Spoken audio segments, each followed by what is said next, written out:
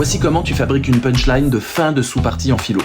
Première étape, tu identifies le rôle de ta sous-partie. Est-ce que tu poses une idée, petit a? Est-ce que tu compliques, petit b? Ou tu la radicalises, petit c? Ta punchline doit être cohérente avec ce niveau.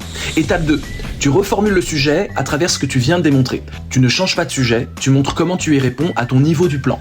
Étape 3, tu construis une phrase unique, logique, bien articulée. Pas besoin qu'elle soit courte, mais elle doit se tenir toute seule, sans bavure. Étape 4, tu l'écris au brouillon, toujours. C'est elle qui t'évite le hors-sujet parce qu'elle te force à savoir ce que tu veux dire. Alors voilà 6 exemples de punchline décortiqués. Le premier sujet, le travail rend-il libre? On est en grand 1, petit b.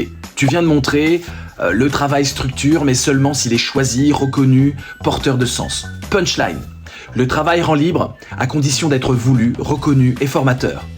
Sinon, il organise la soumission en la travestissant en vertu. Vous voyez le point-virgule, comment ça permet de faire quelque chose d'un peu long et ça danse vraiment, c'est hyper fort. Deuxième sujet, exemple, peut-on tout dire? Grand 2, petit c. Tu viens de montrer que dire, ce n'est pas neutre, il y a des effets, il y a des responsabilités.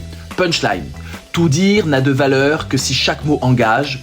Sans conscience de ses effets, la parole devient un bruit qui prétend penser. Waouh, trop fort, vous sentez le frisson là? Troisième sujet, la technique pense-t-elle? On est en grand 3, petit c. Tu viens de montrer que la technique ne pense pas, mais elle nous force à redéfinir la pensée. Superbe inversion.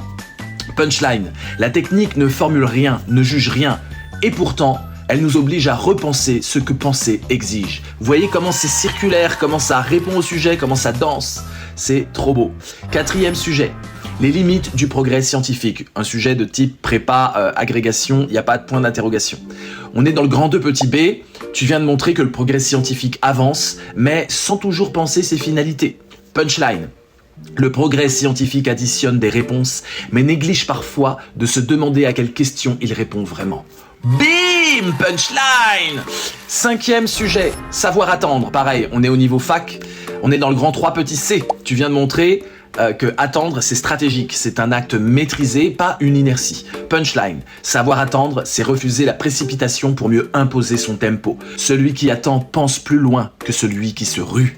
Voilà, très très fort. Alors ça c'est mon style de mettre des points-virgules, c'est vraiment du Cespedes. Vous pouvez faire sans point-virgule, il n'y a pas de problème, mais il faut toujours qu'il y ait cet effet de je réponds, je condense tout ce que j'ai dit, et ça frappe. Voilà, vous allez vous entraîner, on va s'entraîner. Sixième exemple, très classique, faut-il toujours dire la vérité? On est dans le grand 1, petit c, tu viens de montrer que la vérité peut parfois détruire plus qu'elle n'éclaire. Punchline, dire la vérité toujours revient parfois à sacrifier l'intelligence sur l'autel de la sincérité. Retenez bien cette façon de parler, hein. Sacrifier ceci sur l'autel de cela, ça marche à tous les coups, vous trompez pas, comprenez bien ce que ça veut dire.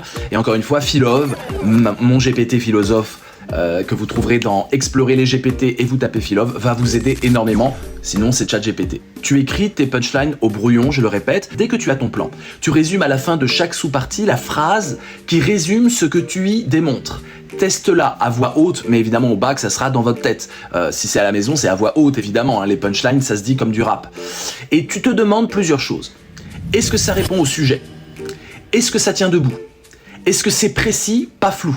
Et est-ce que je pourrais la dire à un prof en étant beau gosse et sans rougir? Et souviens-toi, la punchline, c'est pas ce que tu dis pour conclure, c'est ce que tu dis pour qu'on te retienne. Ça, c'est la méthode voyoute. On rince l'épreuve, les gars. À bientôt! Sans aucun souci, philosophie, Hakuna Matata.